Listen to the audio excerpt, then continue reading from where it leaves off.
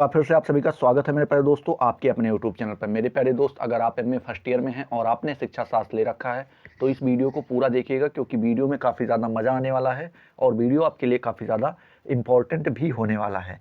बात करें मेरे प्यारे दोस्त, इसके पहले की 2 क्लासें हो चुकी हैं। ये शिक्षा शास्त्र के सेकंड पेपर की बात हो रही, जिसका नाम है शिक्षा के मनोवैज्ञानिक आधार। तो उसका ये तीसरा पार्ट है। 2 वीडियोज़ इसकी पड़ चुकी हैं। अगर आपने उन चीज़ों को नहीं देखा है तो डिस्क्रिप्शन में लिंक दी हुई है, आप पहले उन चीज़ों को देखिए, फिर इन चीज़ों को देखेंगे तो काफ़ी अच्छे से कनेक्ट कर पाएंगे और समझ भी पाएंगे। तो चलिए वीडियो को स्टार्ट करते हैं। बात करें, इस वीडियो के अंतर्गत बात करने वाले हैं शिक्षा मनोविज्ञान के उद्देश्य और कार्य के बारे में। क्या इसके उद्देश्य होते हैं, क्या मतलब शिक्षा मनोविज्ञान का एम क्या होता है और इसका जो है कार्य क्या होता है, फंक्शन क्या होता है, इन चीज़ों के बारे में बात करेंगे। तो चलिए स्टार्ट करते हैं। देखें, शिक्षा मनोविज्ञान के उद्देश्य शिक्षा के उद्देश्यों से ही संबंधित है। मतलब यहाँ पे कहने का मतलब है कि जो शिक्षा मनोविज्ञान का उद्देश्य है, एम है, उसका संबंध जो है, उसका रिलेशन किससे है? शिक्षा अर्थात एजुकेशन से है। बात करें, शिक्षा का प्रमुख उद्देश्य मानव की अंतर्निहित शक्तियों का स्वाभाविक व सर्वांगीण विकास करते हुए उसे समाज व राष्ट्र के एक अच्छा नागरिक बनाना है। मतलब कह रहे हैं, जो हम अगर देखें तो शिक्षा का जो एम हो जाता है, जो शिक्षा का उद्देश्य हो जाता है मेरे प्यारे दोस्त, वो क्या हो जाता है कि जैसे कोई बालक है या कोई व्यक्ति है तो उसका क्या करेगा, वो सर्वांगीण विकास करेगा। उसके स्वाभाविक, मतलब एक तरीके से समझिए कि जो उसके अंतर्निहित शक्तियाँ होती हैं उनको क्या करेगा, उभारेगा, उनको विकसित करेगा और उसका सर्वांगीण विकास करेगा, जिससे वो क्या, समाज और राष्ट्र, मतलब जिस समाज में रह रहा है और जिस देश में रह रहा है उसके लिए क्या, एक अच्छे नागरिक के रूप में सामने आए। ठीक है। बात करें, शिक्षा मनोविज्ञान का उद्देश्य भी शैक्षिक एवं सामाजिक परिवेश में बालक के व्यक्तित्व के विभिन्न पहलुओं का विकास करते हुए शिक्षा के विभिन्न लक्ष्यों को प्राप्त करने में सहायता प्रदान करना है। ये किसका उद्देश्य पड़ जाता है? शिक्षा मनोविज्ञान का उद्देश्य पड़ जाता है। आगे चार्ल्स स्कीनर, जो आपके चार्ल्स स्कीनर हुए हैं, उन्होंने शिक्षा मनोविज्ञान के उद्देश्यों को निम्नलिखित 2 भागों में विभाजित किया है। पहला कौन सा मेरे प्यारे दोस्त? तो पहला उन्होंने बताया है कि सामान्य उद्देश्य। शिक्षा मनोविज्ञान का एक तो हो जाता है सामान्य उद्देश्य, जो जर्नल है। ठीक है। बात करें, दूसरा जो हो जाता है वो पर्टिकुलर एम्स हो जाता है, अर्थात विशिष्ट उद्देश्य हो जाता है। तो पहले हम बात कर लेते हैं शिक्षा मनोविज्ञान के सामान्य उद्देश्य क्या होते हैं, क्या इन सामान्य उद्देश्य के अंतर्गत क्या क्या चीज़ें आती हैं, किन किन चीज़ों को हमें देखना रहता है। फिर उसके बाद बात करेंगे विशिष्ट उद्देश्य के बारे में। चलिए देखते हैं। सामान्य उद्देश्य अर्थात जर्नल एम्स जो है मेरे प्यारे दोस्त, चार्ल्स स्कीनर के शब्दों में शिक्षा मनोविज्ञान का सामान्य उद्देश्य सामान्यीकरण मतलब जो सबके लिए जर्नल एक तरीके से लगे कि संगठित तथ्यों का एक संग्रह प्रदान करता है। ठीक है। सामान्यीकरण से संगठित कुछ तथ्य ऐसे हैं जिनका क्या है, जिनका संग्रह ही हमें क्या कहलाता है, शिक्षा मनोविज्ञान का सामान्य उद्देश्य कहलाता है, जो शिक्षा को सांस्कृतिक एवं व्यवहारिक लक्ष्यों को अधिक से अधिक प्राप्त करने में क्या करती है, सहायता देती है। ठीक है। ये शिक्षा मनोविज्ञान के सामान्य उद्देश्य के अंतर्गत आ जाता है। सामान्य उद्देश्य के अंतर्गत अधोलिखित उद्देश्यों का समावेश है। जैसे कुछ उद्देश्य यहाँ पे पॉइंट करके दे दिए गए हैं। पहला आपका आ जाता है कि ऐसे सिद्धांतों एवं नियमों की खोज करना, जो तथ्यों का संग्रह करना, जिससे बालक की व्यक्तित्व के विकास में सहायता प्राप्त हो सके। मतलब कह रहे हैं, जो इसका पहला उद्देश्य आ जाता है मेरे भाई दोस्त, जो पहला एम आ जाता है शिक्षा मनोविज्ञान का, वो ये आ जाता है कि जो शिक्षा मनोविज्ञान है, कुछ ऐसे सिद्धांतों को, प्रिंसिपल्स को और कुछ ऐसे लॉ अर्थात नियम को खोजे, उनको संग्रह करे, उनको इकट्ठा करे और उनको क्या, बालक के सामने रखे, जिससे बालक के व्यक्तित्व का जो है, पर्सनालिटी का जो है डेवलपमेंट अच्छे से हो सके और उनमें सहायता प्राप्त हो सके। ठीक है। दूसरा इसका आ जा रहा है शिक्षण विधियों, मतलब मेथड्स ऑफ टीचिंग, मतलब किस तरीके से पढ़ाना है, में सुधार एवं उन्नति करना। मतलब क्या, शिक्षा मनोविज्ञान का एक उद्देश्य ये भी हो जाता है मेरे प्यारे दोस्त कि जैसे जो टीचिंग मेथड चल रहा है उससे बालक कितना लाभान्वित हो रहा है, कितना नहीं लाभान्वित हो रहा है। अगर टीचिंग मेथड गलत है तो बालक कम लाभान्वित होगा, टीचिंग मेथड अगर अच्छा है तो बालक उससे ज़्यादा लाभान्वित होगा। तो उनमें जैसे जो चीज़ें गलत हैं या जो चीज़ें थोड़ी बहुत ख़राब है तो उनमें सुधार करने के में भी सहायता कौन करता है, हमारा शिक्षा मनोविज्ञान करता है। ठीक है। बात करें शिक्षण का, मतलब जो टीचिंग वर्क है में शिक्षक की सहायता करना। शिक्षा, जैसे जो टीचर होता है वो पढ़ाने जाता है तो किस तरीके से बालक को पढ़ाए कि बालक उन चीज़ों को अच्छे से रिलेट कर पाए, समझ पाए, पकड़ पाए, इसमें भी क्या शिक्षा मनोविज्ञान ही क्या करता है मेरे प्यारे दोस्त, सहायता करता है, हेल्प करता है। चौथा पॉइंट जो है शिक्षा के सांस्कृतिक लक्ष्यों एवं व्यवसायों उद्देश्यों, मतलब कह रहे हैं कि जो शिक्षा होता है उसके जो सांस्कृतिक लक्ष्य होते हैं और जो व्यवसायिक उद्देश्य होते हैं, जैसे कल्चर ऑब्जेक्ट्स, उसके बाद प्रोफेशनल टीचिंग वर्क की पूर्ति में सहायता करना भी किसका काम हो जाता है, शिक्षा मनोविज्ञान का काम हो जाता है। ये आपका जर्नल क्या था, एम्स था। ठीक है, अब हम लोग देख लेते हैं पर्टिकुलर एम्स क्या होता है मेरे प्यारे दोस्त, विशिष्ट उद्देश्य क्या है शिक्षा मनोविज्ञान का। तो यदि शिक्षा मनोविज्ञान के सामान्य उद्देश्यों का विश्लेषण करें तो उसके विशिष्ट उद्देश्यों का पता चलता है। ये विशिष्ट उद्देश्य निम्नलिखित है, मतलब कह रहे हैं अगर हम मोटी तौर पे एक बात जान लें कि शिक्षा मनोविज्ञान का सामान्य उद्देश्य क्या है, तो हमें एक मोटा अंदाजा हो जाता है कि विशिष्ट उद्देश्य इसका क्या होगा, ऐसा कह रहे हैं। जैसे यहाँ पे नीचे कुछ चीज़ें दी हैं पॉइंट करके, जैसे शिक्षक को इस बात की जानकारी प्रदान कराना कि कोई बालक किस सीमा तक सीखता है। ठीक है, क्या कहता है कि इसका जो विशिष्ट उद्देश्य हो जाता है, मतलब जो पर्टिकुलर एम्स हो जाता है, उसमें ये आता है कि टीचर को इस चीज़ से अवगत कराना होता है कि बालक किस हद तक किसी चीज़ को सीख सकता है। ठीक है, उसके सामाजिक व्यवहार में कहाँ तक सुधार लाया जा सकता है, मतलब सामाजिक व्यवहार इस तरीके से कि वो कहाँ पे रह रहा है, उसमें किस तरीके का व्यवहार कर रहा है, उसमें कितना हम सुधार ला सकते हैं इसको। और व्यक्तित्व समायोजन, मतलब क्या बोल रहा है, पर्सनालिटी एडजस्टमेंट, ठीक है, में कहाँ तक सफलता प्राप्त हो सकती है, इसमें सहायता कौन करता है, शिक्षा मनोविज्ञान करता है। ये शिक्षा मनोविज्ञान का पर्टिकुलर एम हो जाता है। ठीक है, चलिए अगला पॉइंट जो है कह रहा है बाल विकास के हेतु उपयुक्त शैक्षिक वातावरण प्रदान कराना, मतलब कह रहे हैं जैसे बाल विकास, जो बालक का विकास होता है तो उसका जो माहौल होता है, कहाँ पे बालक डेवलप कर रहा है, कहाँ पे वो उसका विकास हो रहा है, उसका वातावरण कैसा है, तो उसको अच्छा वातावरण पर मतलब प्रदान कराना। इसके अंतर्गत उपयुक्त पाठ्यक्रम का चुनाव सम्मिलित है, मतलब इसके अंतर्गत वातावरण का ये मतलब नहीं यहाँ पे लिया जा रहा है कि बस वो कहाँ पे पलेगा, उसमें पाठ्यक्रम को भी शामिल किया जा रहा है कि बालक के सामने किस प्रकार के पाठ्यक्रम रखे जाएं कि जिससे उसका जो व्यक्तित्व है या फिर जो उसका डेवलपमेंट है वो अच्छे से हो सके। ठीक है, चलिए बात करें जो तीसरा आ जाता है मेरे प्यारे दोस्त, वो आ जाता है शिक्षा संबंधित समस्याओं के संबंध में मनोवैज्ञानिक ढंग से विचार करने में सहायता प्रदान करना। मतलब कह रहे हैं शिक्षा संबंधित कुछ समस्याएं आती हैं, समस्याएं आप समझ सकते हैं, जैसे टीचर के सामने समस्याएं आ जाती हैं कि कुछ बालक तो मंद बुद्धि के हो जाते हैं, कुछ तीव्र बुद्धि के होते हैं, कुछ सामान्य बुद्धि के होते हैं, कुछ बालक ऐसे होते हैं जिनको कमज़ोर होते हैं और कुछ शारीरिक रूप से कमज़ोर होते हैं, ऐसी सारी चीज़ें, कई सारी समस्याएं आ जाती हैं।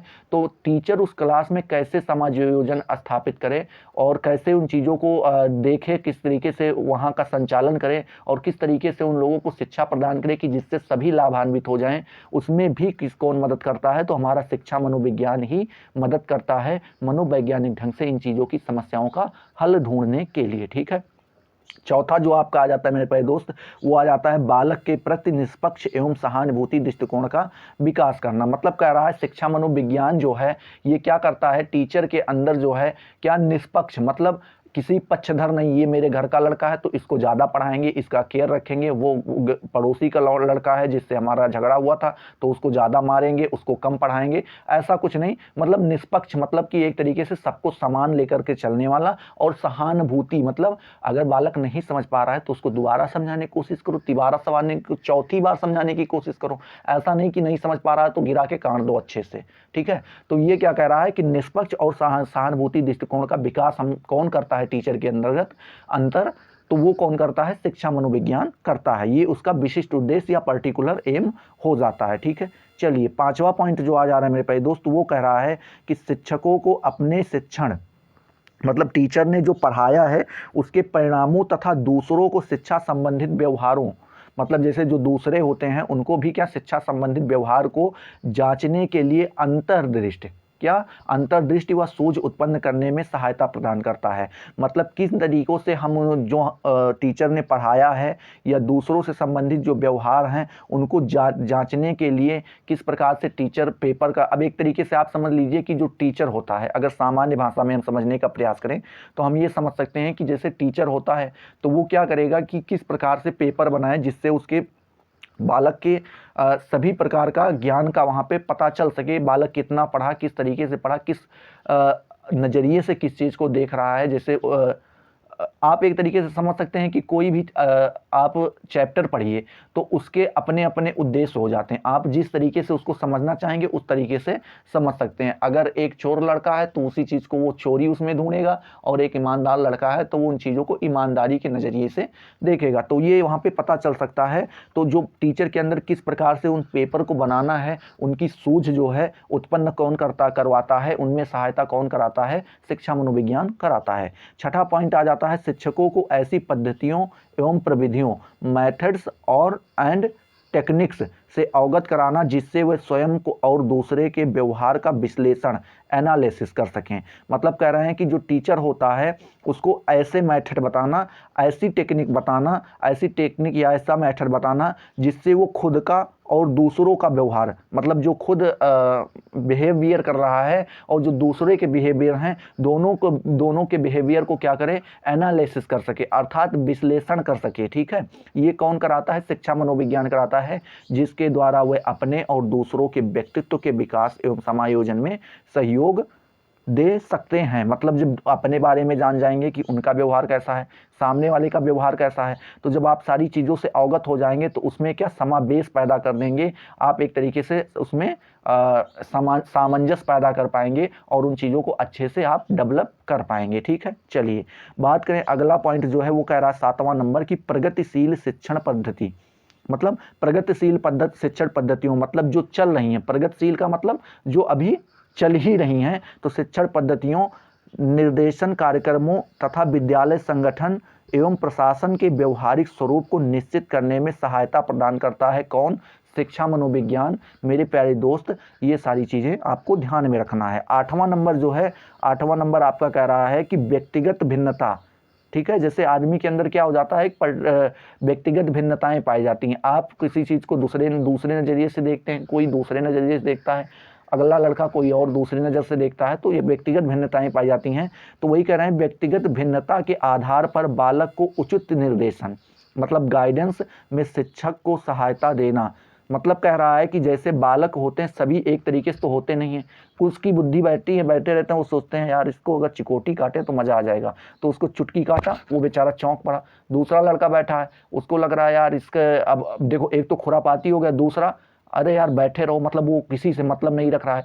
तीसरा लड़का है वो सबसे बात कर रहा है, अच्छा तुम्हारे साथ ऐसा हुआ था, हमारे साथ ये होता।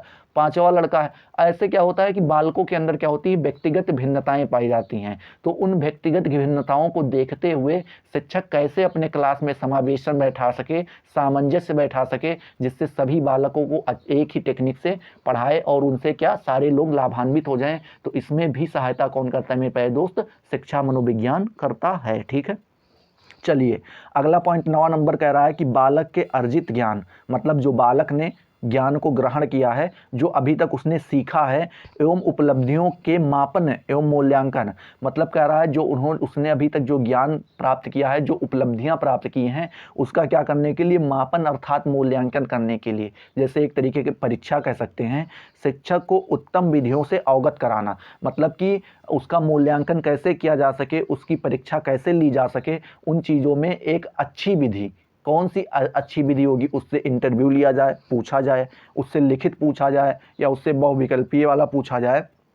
तो इन सारी चीज़ों से कौन अवगत कराता है मेरे प्यारे दोस्त, शिक्षा मनोविज्ञान ही कराता है। ये शिक्षा मनोविज्ञान के विशिष्ट उद्देश्य के अंतर्गत, पर्टिकुलर एम के अंतर्गत आ जाता है। 10वां पॉइंट जो आपका है मेरे प्यारे दोस्त, वो आ जाता है शिक्षकों की सहायता के साथ साथ शिक्षा शास्त्रियों, प्रयोगकर्ताओं, शिक्षा शास्त्रियों, प्रयोगकर्ताओं, जो लोग प्रयोग करते हैं, अनुसंधानकर्ताओं को शिक्षा की समस्याओं का अध्ययन एवं समाधान करने का अवसर एवं प्रेरणा प्रदान करता है। मतलब जो शिक्षा में पद्धतियां चल रही हैं उसमें क्या करना है कि हमें देखो समय के अनुसार परिवर्तन ही प्रकृति का नियम है, आप समझ सकते हैं। सूरज जब सुबह उगता है तो एकदम छोटा सा मतलब बड़ा सा दिखाई पड़ता है, हम उसको देख भी सकते हैं, और वो हल्का ठंडी ठंडी मतलब उस समय की हवाएं होती हैं। धीरे धीरे जब वो दिन में बढ़ता चला जाता है, जब दोपहर का समय आता है तो वो आग उगलना शुरू कर देता है, फिर धीरे धीरे क्या हो जाता है, ढल जाता है। मतलब जब प्रकृति ही बदल रही है तो बदलते समय के अनुसार हमें क्या पद्धतियों को भी बदलना पड़ता है। जैसे जरूरी नहीं कि जो राम के ज़माने में या कृष्ण भगवान के ज़माने में में जो पद्धतियाँ चल रही थी वन में जाके पढ़ने वाली, वो अब भी चल रही नहीं। वो चीज़ें क्या होती गई, धीरे धीरे बदलती गई। तो इनमें जो बदलाव लाना पड़ता है उसमें भी मेरे प्यारे दोस्त, उसमें बदलाव लाने के लिए जो प्रेरणा होती, मतलब आप एक मोटिवेशन समझ सकते हैं, जो मोटिवेशन आदमी को प्राप्त कराना, वो भी किसका काम होता है, शिक्षा मनोविज्ञान का ही काम होता है। तो आई होप मेरे प्यारे दोस्तों ये वीडियो आपको पसंद आई होगी। अगर पसंद आई है तो फटाफट लाइक कर दो, अपने दोस्तों के साथ शेयर किया करो, और उसके बाद जो है चैनल को अभी तक सब्सक्राइब नहीं किया तो सब्सक्राइब कर लो, ऑल वाला बेल आइकन दबा देना, जिससे आपको सारी नोटिफिकेशन मिलती रहें। और यहाँ पे एमए की तैयारी कराई जा रही है। अभी तो शिक्षा शास्त्र की क्लासेज चल रही, धीरे धीरे करके सारी क्लासेज चलेंगी। तो चलिए अगले वीडियो में मिलते हैं, तब तक के लिए जय हिंद, जय भारत।